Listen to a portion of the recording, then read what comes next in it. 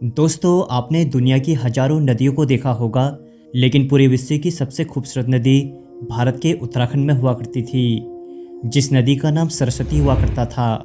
पौराणिक काल के समय में सरस्वती नदी को इतना सुंदर माना जाता था कि यह नदी सारी नदियों में श्रेष्ठ मानी जाती थी। यहाँ तक कि इस नदी को माँ गंगा से भी श्रेष्ठ माना जाता था। यह नदी उत्तराखंड के माणा गांव से निकलती थी और भारत के साथ साथ पाकिस्तान के भी कुछ हिस्सों को टच करके अरब सागर में मिल जाती थी। पौराणिक काल में सरस्वती नदी के बारे में ये कहा जाता था कि जो भी इस नदी का पानी पीता था या इस नदी का स्पर्श कर लेता था तो उसे ज्ञान की प्राप्ति हो जाती थी, क्योंकि माँ सरस्वती ने खुद ही नदी का रूप धारण करके अपने को स्वर्ग से धरती पर उतारा था। सरस्वती नदी की सुंदरता पौराणिक काल में इतनी प्रभावशाली थी कि तमाम देवी देवता, असुर, गंधर्व इसकी सुंदरता से खींचे चले आते थे। सरस्वती नदी का पानी इतना साफ हुआ करता था कि संपूर्ण पृथ्वी का प्रतिबिंब इसमें साफ दिखाई देता था। लेकिन दोस्तों, पौराणिक काल में ऐसा भी क्या हुआ कि इतनी सुंदर नदी को श्राप लग गया और यह नदी हमेशा के लिए गायब हो गई। जी हाँ दोस्तों, आप बिल्कुल सही सुन रहे हैं। इस नदी को महर्षि वेदव्यास और भगवान गणेश जी ने ऐसा श्राप दिया था कि यह नदी अपने उद्गम स्रोत से थोड़े ही आगे बहने के बाद अचानक गायब हो गई। किसी समय हजारों किलोमीटर का सफ़र तय करने वाली सरस्वती नदी आज सिर्फ 2-3 किलोमीटर के बाद ही कहीं रहस्यमय रूप से गायब हो जाती है, और उसके बाद यह नदी कहाँ जाती है, कहाँ मिलती है, इस रहस्य का पता आज तक कोई नहीं लगा पाया है। हजारों साइंटिस्टों और इंजीनियर्स ने इस नदी का एंडिंग पॉइंट लगाने का अथक प्रयास किया है, लेकिन अनफॉर्चुनेटली आज तक कोई भी इसका सटीक एंडिंग पॉइंट पता नहीं लगा पाया है। सिर्फ लोग यह अनुमान लगाते हैं कि यह नदी अलकनंदा में मिल जाती है और वहीं से फिर आगे बढ़ जाती है। तो दोस्तों, क्या हमें इस बात को स्वीकार कर लेना चाहिए कि सरस्वती नदी भारत की एक मिस्टीरियस रिवर है? क्या इस नदी का कोई अंत भी है, या फिर सरस्वती नदी में कोई ऐसा रहस्य छुपा हुआ है जिसको हम आज तक पता नहीं लगा पा रहे हैं? दोस्तों, इस वीडियो को आप अंत तक जरूर देखिएगा, क्योंकि आज हम आपको स्वर्णगुण संपन्न माँ सरस्वती नदी के बारे में कुछ ऐसी बातें बताने जा रहे हैं जिनको जानने के बाद आप सच में हैरान हो जाएंगे, और इस वीडियो को देखने के बाद आप उत्तराखंड आकर इस नदी को देखे बिना नहीं रह पाएंगे। वैदिक काल में सरस्वती माँ की बड़ी महिमा थी।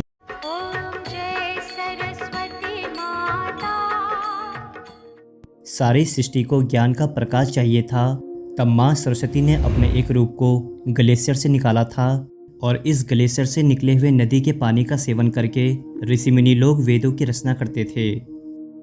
सब कुछ अच्छा होने के बावजूद भी सरस्वती नदी के अचानक विलुप्त हो जाने की 2 कहानियाँ पौराणिक काल में बताई गई है। लेकिन दोस्तों, इन 2 कहानियों को जानने से पहले आप नैनीताल मेनिया यूट्यूब चैनल को सब्सक्राइब जरूर कर लीजिएगा, क्योंकि आगे आने वाली वीडियोस और ज़्यादा इंटरेस्टिंग होने वाली है। पहली कहानी में ये कहा जाता है कि जब 5 पांडव अपने आखिरी दिनों के समय में स्वर्गारोहणी पर्वत जा रहे थे, तो 5 पांडव सरस्वती नदी पार कर लेते हैं, लेकिन द्रौपदी सरस्वती नदी पार नहीं कर पाती है। तब 5 पांडव सरस्वती माँ से रास्ता देने की मांग करते हैं, तो सरस्वती माता मना कर देती है। तब युधिष्ठिर रास्ता ना देने का कारण पूछते हैं, तो सरस्वती नदी कहती है कि जिस तरह से बहते हुए पानी और बहते हुए ज्ञान को रोका नहीं जा सकता, तो मैं भी द्रौपदी को रास्ता देने के लिए रुक नहीं सकती। सरस्वती माता के ऐसे वचन भीम को अच्छे नहीं लगते हैं। तब वे जोर से सरस्वती नदी में अपनी गदा मार देते हैं और वहाँ एक विशाल चट्टान का स्तंभ रख देते हैं, ताकि द्रौपदी उसमें चलकर नदी क्रॉस कर सके। लेकिन जब भीम ने अपनी गदा आवेश में आकर सरस्वती नदी पर इतनी जोर से मारी थी कि कहा यह जाता है कि वहीं से सरस्वती नदी धरती में समा गई थी। यह बात थोड़ी सच भी लगती है, क्योंकि भीम का चट्टानी रूपी पत्थर बिल्कुल सरस्वती नदी के ऊपर है, और यहीं से सरस्वती नदी आगे नहीं दिखती है। दूसरी कहानी को सुनने से पहले आप सरस्वती नदी की आवाज़ सुन लीजिए। आपने सुन ली? चलिए अब आपको कहानी बताते हैं। दूसरी कहानी में यह कहा गया है कि जब व्यासपोथी में महर्षि वेदव्यास गणेश भगवान से महाभारत लिखवा रहे होते हैं तो सरस्वती नदी इतनी तेज़ आवाज़ से बह रही होती है कि भगवान गणेश जी वेदव्यास के शब्दों को नहीं सुन पाते हैं। तब भगवान गणेश जी सरस्वती नदी से आग्रह करते हैं कि आवाज़ से मुझे व्यवधान उत्पन्न हो रहा है, क्या आप कुछ देर के लिए रुक सकते हैं ताकि मैं महाभारत लिख सकूं। इसमें भी सरस्वती नदी सेम वही आंसर देती है जो आंसर पहले उन्होंने पांडवों को दिया था। तब भगवान गणेश जी और महर्षि वेदव्यास जी गुस्से में आकर हमेशा के लिए सरस्वती नदी को विलुप्त होने का श्राप दे देते हैं। इसी वजह से सरस्वती नदी माणा गांव के बाद नहीं दिखती है। सरस्वती नदी के विलुप्त होने का प्रमाण बस यही दो कहानियों को बताते हैं, तो क्या हमें पौराणिक काल की बातों को मान लेना चाहिए।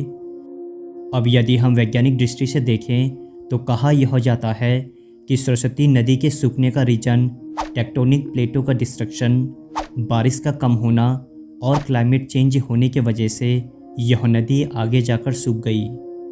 कुछ थ्योरी में ये भी कहा जाता है कि सरस्वती नदी जब उत्तराखंड से निकलकर पंजाब हरियाणा से होकर गुजरती थी तो वहाँ के लोगों ने इस नदी के बहाव में काफ़ी सारे मॉडिफिकेशन करे थे, जिस वजह से नदी का बहाव अलग अलग हो जाने की वजह से यह नदी आधे रास्ते तक आते आते ही सूख गई। द लॉस्ट रिवर बुक में यह भी कहा गया है कि राजस्थान के कई इलाकों में 50 से 60 मीटर की खुदाई करी तो वहाँ लोगों को ताज़े पानी के स्रोत मिले हैं, जिसमें कहा यह गया है कि जो सरस्वती नदी इतनी खिलखिलाती हुई बहती थी वो आज ज़मीन के अंदर दब गई है और आज तक गुप्त रूप से बह रही है, क्योंकि राजस्थान के रेगिस्तान में नदी का होना बिल्कुल असंभव है। लेकिन यह भी सच है कि सरस्वती नदी आज भी इस रेगिस्तान के अंदर से बह रही है। अब दोस्तों, आप चाहे पौराणिक काल की बातों को मानो या आज के वैज्ञानिक तथ्यों को मानो, लेकिन सरस्वती नदी की गुत्थी आज तक अनसुलझी है। मगर जिस प्रकार से हम रामायण, महाभारत और गीता जैसे ग्रंथों को मानते हैं, तो हमें इस बात से इनकार भी नहीं करना चाहिए कि सरस्वती नदी को श्राप मिला था, जिस वजह से ये आधे से ही गायब हो गई। सरस्वती नदी का स्थान हमारे पौराणिक काल में काफ़ी महत्व रखता है। सरस्वती नदी इतनी सुंदर थी कि आज भी इस नदी को देखने मात्र से ही भाग्य खुल जाते हैं। मैं पतित पावनी हूँ, पाप नाशिनी हूँ, जगत उद्धारक भगवान विष्णु के चरणों में स्थित विष्णु पदी हूँ। मेरे स्पर्श मात्र से ही तुम पवित्र हो जाओगे, मुक्त हो जाओगे। सरस्वती नदी को देखने के लिए आपको उत्तराखंड के माणा गांव में आना पड़ेगा, जहां आप सरस्वती नदी के दर्शन कर सकते हैं। जब आप सरस्वती नदी को देखेंगे तो इसका पानी आप अपनी बोतल में भरकर भी जरूर ले जाइए और अपने बच्चों के साथ साथ रिश्तेदारों को भी पिलाइए, क्योंकि इसके पानी से ही सेवन करने से ऋषियों को ज्ञान प्राप्त हुआ था। इस नदी के पानी में इतने सारे पोषक तत्व हैं कि इसके पानी को सेवन करके आप काफ़ी रोगों को दूर कर सकते हैं। और हाँ दोस्तों, गंगा जल की तरह ही सरस्वती नदी का जल भी कभी खराब नहीं होता है। दोस्तों, इस वीडियो को आप लोगों के साथ शेयर भी ज़रूर कीजिएगा ताकि सरस्वती नदी की जानकारी सभी को पता चल सके। साथ ही साथ नैनीताल मेनिया यूट्यूब चैनल को सब्सक्राइब भी ज़रूर कीजिएगा, क्योंकि हम इस चैनल में उत्तराखंड के इतिहास से लेकर वर्तमान समय तक की बातें करते हैं। मैं हूं आपका दोस्त संदीप। फिर मिलेंगे एक नई एपिसोड में, तब तक के लिए नमस्कार दोस्तों।